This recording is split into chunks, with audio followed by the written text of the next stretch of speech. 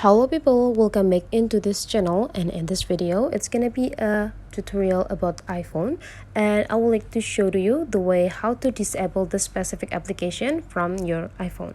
So the first thing you have to do, we need to go into the settings, and whenever we open the settings, we need to scrolling down until we found a notifications, and then we just need to go click it.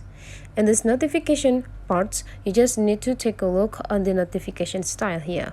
So you just need to scrolling down and find out the specific application that you want to disable the notifications in. So for example, let's do with the Duolingo.